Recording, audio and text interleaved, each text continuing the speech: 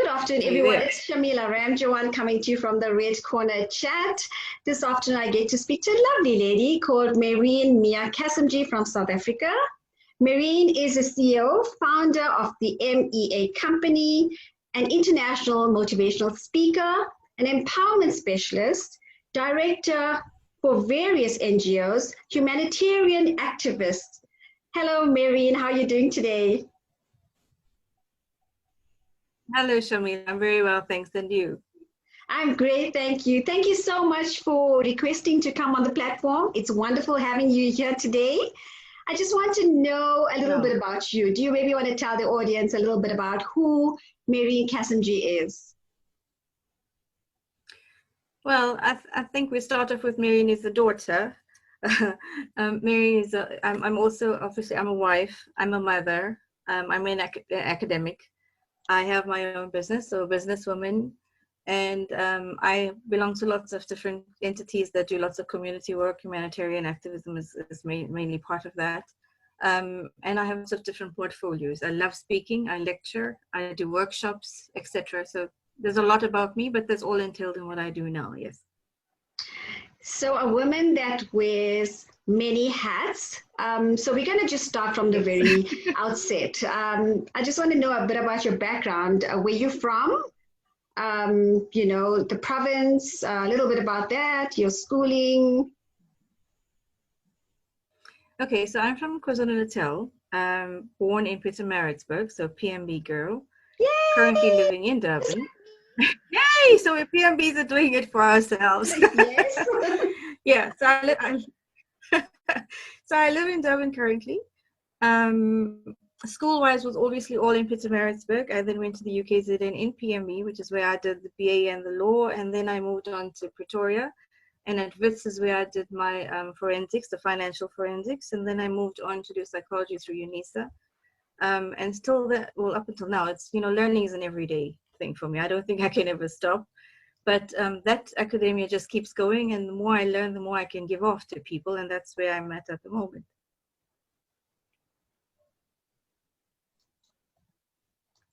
So tell me about academia. Are you lecturing at the moment? No, I'm not lecturing at any university per se. When I say lecture, I mean I do lectures for women, for youth development, and I go out and I create lectures for people. I go to schools and I give the lectures to teachers on how to be with their kids. So the lecturing is more on that kind of a platform as opposed to going into university or lecturing at that level. Very interesting journey in terms of women empowerment and just going out there and being that voice. Do you maybe want to take me through that? Well, I think a lot of it starts, if I have to go back to me in my childhood, I think a lot of it starts with my role model being my grandfather. And, you know, when we little girls, we tend to latch onto them. So I was his little leech, and I would go around with him everywhere in PMB, wherever he went. And I would watch him, for example, just walk into a hospital and go and see different patients. And I was little, so I'd watch him and he'd talk to them and they'd have a conversation and he'd make them feel good about themselves. And we'd walk away and I'd be in the car and I'd call him Nana. So I'd say, well, Nana, so who was that? And he'd say, I don't know. And I'd be like, well, we just spent so much time with them. Yeah, I know, but we needed to make them feel better. So we did that. Or we'd walk around in the mall and he'd just be stopped every 5 seconds by different people. I'd watch him on a stage talking to people and I'd watch the differences he made. Obviously, back then, it didn't resonate with me. This is what I wanted to be, or these are the footsteps I want to follow. So you know, as you grow in our culture, we tend to want to find a career that pleases people and that we think would work. So we go the law, and then we say, okay, that's not really working. So we keep that on a cap and we try something else until we, you know, the universe hits you a specific angle, and then you sit and you say, wait, something's just not on with me. I need to find my purpose. So I then put on all of my caps and I said, what can I do with all of these? So using all of them, I then decided to use my platform, which is the M.E.A. company. And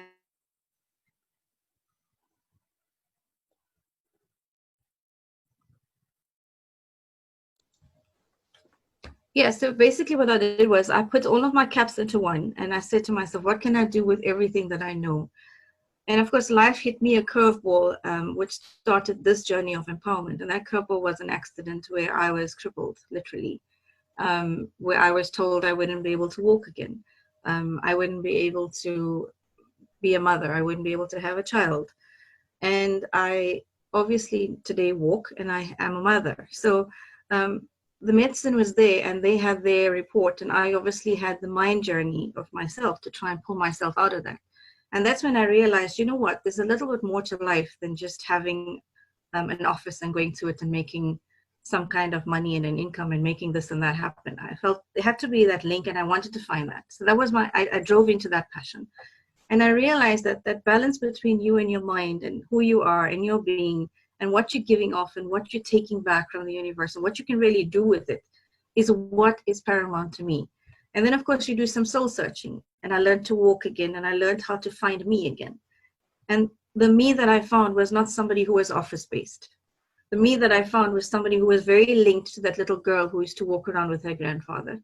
And so I went back into that. I delved into it, and I said, that's what I got to go and do. I got to go and find what is it out there that needs help with. And I found that the women, the children, and people in general globally need the upliftment. They need the help to find who they are. They need to best find who their best version is.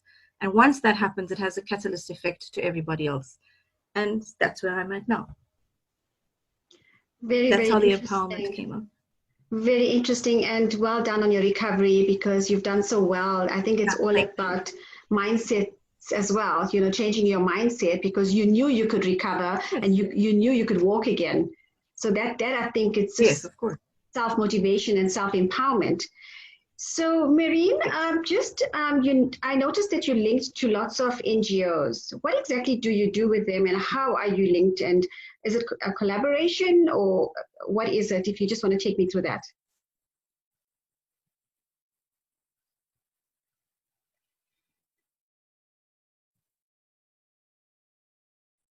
Okay.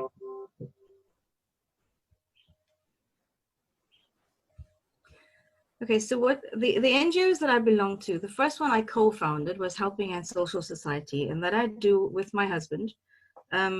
We founded that on a premise that where we're at, we find the community has a lot that they need, and the needs are not met because it's not just about going to give somebody a hamper. It's not just about going to give somebody a parcel of food to help them, or to just feed them with a plate of food for a day. People need upliftment and they need development. They need to know they can develop themselves to help themselves at some point. So Helping Hands was built on that premise, that we're able to do something for the community to develop themselves at some point. So we guide them, we help them. What I find, for example, when I go out, and throughout lockdown, for example, I've been out there, the mental capacity of people is what needs more help than the actual physical help that they need. Our children need to be nurtured in their mind more than just nurturing in their body. And that's where people are lacking, our community is lacking, and we need to build that up for them so that they can become self-sustained. That requires effort on our part, and that's where the NGO of Helping Hands came up, and I said, this is what I would like to do with it.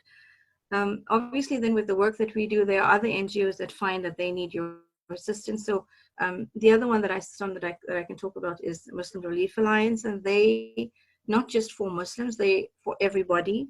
And it's an alliance where we bring together different NGOs. So if there's any form of issue that happens, you can go out there and you can do the work that you do. But I must say that throughout the time that I had to do work in the lockdown phase, for example, there was a lot of feeding. Of course, this pandemic of the virus hit a lot of other pandemics that came up, in my opinion. And now we're sitting with the pandemic of, for example, the poverty. We're sitting with the pandemic of hunger. And throughout lockdown, I was really, really honored to be able to get the food and get the hampers, all from different kinds of sponsors and donors. I had eThekwini Outreach that was just there at an instant to help. I had Caring Sisters Network, who was there at an instant to help. M.E.A were giving out masks to us to be able to go and give to people. So it's not so much just about the finances. It's also about the fact that you go out there and you make that difference. And what I found when I go out to give the feed and I go to somebody to give the hamper, they want to talk. They want to get help. I would go to do a feeding in a community or in a location, for example, and have children come to me to fetch food without a mask on. And then I talk to them and I'd say, Sure. So we have the kids that come up to me. For example, we say, come to fetch the food, and then they come to pick up this food. And I'd find a child there without a mask on. So I would go in and I'd speak to the child and I'd say, why don't you have the mask on? And I don't have one. Okay, so then obviously we have extras there, and then you go and you give it to them, and then the child says, I don't know how to wear it. So instead of you being out there just doing the feeding, you're suddenly doing an awareness campaign. And then you realize that majority of people actually in that crowd don't understand what do we mean by social distancing. They don't understand the concepts that this pandemic and the government is throwing at them and how they need to live now. So then you have to just, you brace the moment, and then you say, okay, let me try and help these people. And you actually give off the advice, and then you start to talk to people and you start to help them. So over and above the fact that we had the rules put in place, the people out there were not accustomed to how and why. And we found that the need for people is not just a need to curb a small thing. It's not just a need to curb hunger. It's not just a need for you to come and bring me groceries so I can feed my family. I need the help to get my mind built again. I need focal points for you to try and help me to build my family life again. My mind is a mess. I don't know how to deal with it. My children don't know whether they want to go to school or not. What used to happen at families was, why are you like this? Well, we lost somebody to the virus and we're scared to go outside. So the mental capacity out there became more of what we had to deal with than the actual fear of a virus itself. So when I say to everybody now, when I go out there to do the work, it's not about just doing one thing. You go out there with an intent to do one thing and you actually end up doing more than that. But that's where the bonus lies, is because you give off. And when you see the difference, for example, when I went back there the month after, that same little girl came up to me and she was with the mask on, and she calls me Mrs. M the Angel for some reason. So that's her name for me. And I then said, you need to stop saying that. Why? And she says, because that morning my dad said to me, I must pray for the angel, and the angel will bring me food, and the angel will help me. And so you came. So Wow. this is the mentality that people have. So if you want to make that difference, it's not just about what you have to do and what you put on a diary. It's actually what you go out there and give time and effort to make that difference for them. Absolutely. And it's, it's creating that impact. But, COVID has taught us so much. There's a lot of people out there that still don't have food. What are you doing in those areas now? Well, for one, we're trying to get hampers out. And, the thing is, we were relying obviously on sponsors and donors for those. They've actually all themselves now at a loss because of income and the financial constraints on that. So the development of soup kitchens became an idea in different areas to try and get people in those areas of need. And there's where we go to them and we say, here's what we can give you. Here's what we can do for you. You guys try and sustain you for now. So that's the guideline of where I'm at the moment, is trying to put something together where those areas that need help, which I can't get to on a daily basis, let's try and go to them and give them what they need so that they can self-sustain, as opposed to being reliant and dependent on us to go in there to do it for them. So that's where we're at in terms of the hunger and the poverty. The other issue obviously we have right now is the mental capacity of our children and our women, and then there's GBV that hit us at a high level when it came to lockdown. So those are other programs that I'm busy working on as well, and that's going to take some time, but we have lots of people that are on board that want to just work with me, and we want to get that difference made out there. In terms of helping people, I can see that you do a lot of empowerment. Do you have a team that works with you? For now, no. I do this on my own. And look, we have lots of empowerment specialists out there. We have lots of people that do empowerment, and that is amazing, because the more we have in terms of that, the best. But I feel a lot of us do things in a different way. As a life coach, for example, my methodology might not be exactly the way of somebody else. And for me to be able to get people on board means I need to train them. And unfortunately, the goal of having a team was there at the beginning of this year. But of course, things happened that changed that goal. So I decided to still maintain the vision and keep it going on my own until I'm able to bring in a team and then train them so that they can be able to do what I do as well. And they can go out there to do what I do. But for now, no, it's just me. And my goal is to do one thing, and that's to actually equip people with tools. So it's not about you coming to see me or coming to sit and listen to what I have to say and then feel all empowered and feel that empowered vibe and then leave, because you're leaving and you're going back to the same space again. So my goal is for you to come to me, but to take away a tool from me. And what do we do with tools, Shamila? We take the tool and we fix something that's broken. So I want to give them the tools, and I do. You take the tool away from me, and then you learn how to implement it in your life so you make the difference. And once one person is able to take the tool and make that difference for them, the people around them will see the benefit of that tool being used, and they themselves feel that they need to use it. And that's the catalyst effect of positiveness we need to create around our people. So what are these tools? Well, the first is to become aware. Many people would love to feel empowered, for example. They come to you and they say, well, I'm here because I need to feel empowered. And you ask why, and they can't give you an answer. And then the other thing we need to always ask is, well, what about you needs to change? Lots of people can't answer that either. So the first tool is you need to learn to be aware of yourself. And when I say aware, you need to be consciously aware of you. What is it about you that needs to be changing? What is negative about you? Are you aware, for example, if you're a mother and you have 3 kids, are you aware that maybe your tone of voice is different with one as opposed to the other? That's just an example, hypothetically. There's lots of stuff you need to be aware about you to know, are they negative for you? Because let's face it, if you're not aware of something, you're never going to know if they need to be changed. And if you're not aware of a negative impact, you're not going to know whether that needs to be converted to something positive for you. And the other thing is the blame factor. We need to try and stop with the blame factor. Let's try and analyze and see what about me can change about something. Because the one thing I teach, one of the tools that I try and drill in is this mental concept of they feel this, so I can't do this. They will think that, so I don't think I should do that. We can't live by standards that are set by other people for us. I need to be understanding of one thing. And I used this a lot when I did programs throughout lockdown for the virus, for example. People had fears about the virus, and it was all about the virus, this, yes, and the virus. And the bottom line for the virus, for example, is yes, the virus is there. I can't control that virus, though. I can control me. I can't control what it's doing. I can't control other people's decisions about it. But I can control me and what I'm doing about it. And that's the difference. And we can apply that to life in itself. I can't control how other people would think about me. I can't control what other people say about me. I can't control how other people feel. I actually can't control other people at all, even their decisions. I might be able to influence that. I can influence their decision-making capacity a little bit, but you're not guaranteed of that outcome. So you can control only you in a specific circumstance. And when you take control of you, you're able to find these things by being aware of you, and then you can change them. That is self-empowerment. And self-empowerment for me is what it's about. Because when you self-empower, you self-grow. And when you self-grow, you grow yourself to a point of finding the best of you. And when the best version of you is what is people are seeing, they themselves automatically would feel that positiveness about you.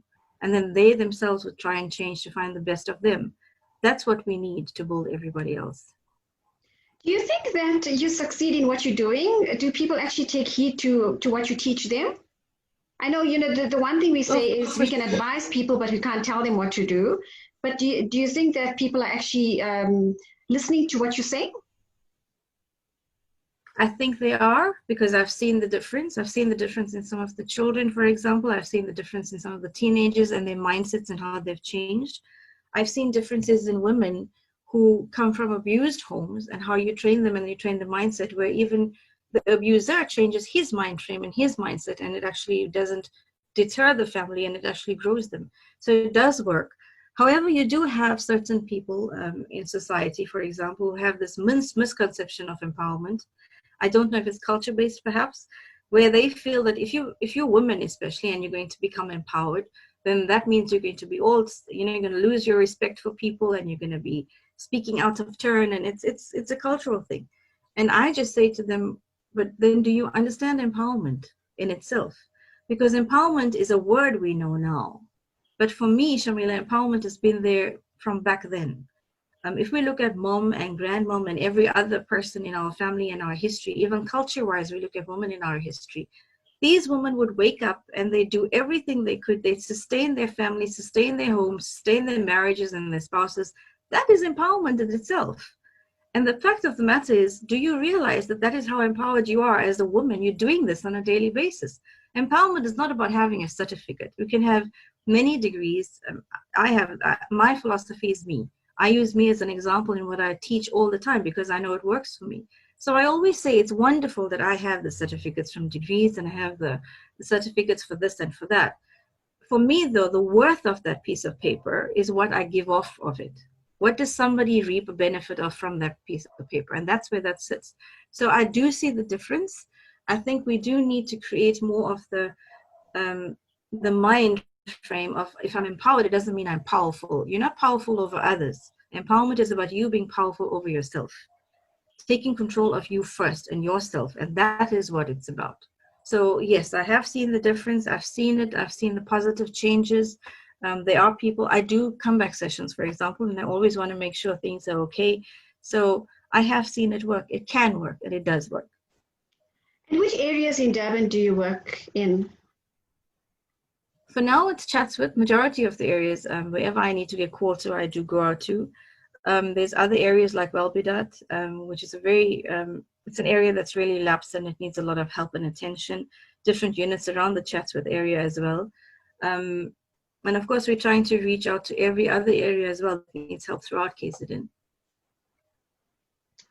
In terms of GBV, it's the hot topic, I think not only in South Africa, but globally right now.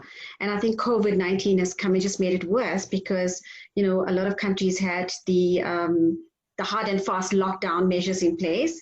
So what was your experience? Can you maybe just highlight some of the causes of GBV and, how we can actually advise people out there who are in the struggle?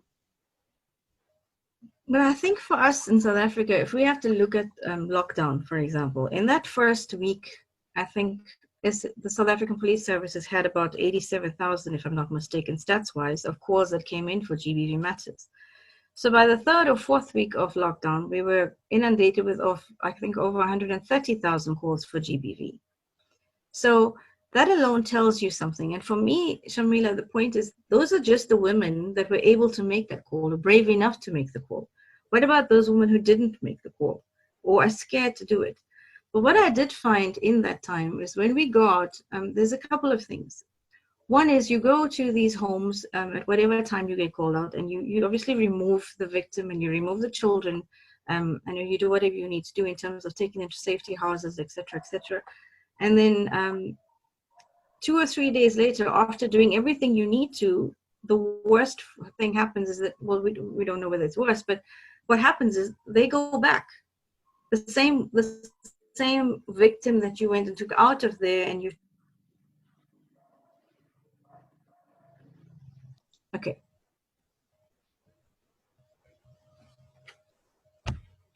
So what would happen is we'd go into the houses and we'd take the victims away when we'd really counsel the children, and we'll do what we need to, but then we'd find a few days later they would go back. And when you try and figure out why, it was all about circumstance and the fact that the breadwinner is not going to be there, so who's going to provide the roof over the head, etc., etc. So currently we're in the program, I'm trying to develop a program where we actually also help the abuser and not just the victims, because they too can need help. So as much as we're out there trying to empower women, let's also try and empower men so that they also learn, better ways and how we need to be, etc., because all of us need that. So it's a general consensus. And there's a lovely quote that I like, Shamila, where it says that a strong woman knows that it's in her journey she'll find strength. But a woman of strength knows that it's in her journey she will become strong. So I always opt for us rather being the woman of strength and being strong throughout our journey. So no matter what hits us, whether it's a storm or whether it's a pandemic or whatever it may be, we're able to just hold the fort because we're women of strength. And that's what we need to teach everyone out there. I think that's the best advice you can actually give to any woman out there, no matter what the circumstances are. I'm sorry, the reception today is just not playing well on our side, you know, Yes, with the breaking yes. up and joining and cutting off again. But I'm sure that there's great messaging out there that one can actually listen to. Just, we almost at the end. I just want to ask you your parting words. What would be your advice to women in general out there? I think the best form of advice is be more aware of you so that you can grow you first for yourself. Once you can grow you for yourself and be the best version of you, everything else around you just falls into place for you, because then you make clearer decisions, you can have a clearer impact on things, and you yourself will make the differences that you need for you first and then for those around you. And that creates the best journey for you to live. Wonderful messaging. Mehreen, Cassimjee, how can one get hold of you? Because you're doing such great initiatives, and I'm sure a lot of people want to get on board to help you and maybe get some funders on board. So how can one get in touch with you? Oh, that would be amazing. You can get in touch with me on my mobile. Should I give it to you now, or you post it up? I think not mobile. You know, there's just lots of predators out there. So I think You not can the email mobile. me. Maybe an email address? Yes, the email would be MEHREN, so the name Mehreen at LIVE live.co.za. So it's Mehreen at live.co.za. So you're welcome to email me there and we can take it up from there. Awesome. Mehreen, M.E.A, Cassimjee, thank you so much for joining me today in the Red Corner chat. I'm getting all tongue-tied here because we've had so many hassles with technology today. So thank you so much for coming on board, and I wish yes, you of course. And yeah, thank you for doing the amazing work that you're doing. Oh, no, thank you.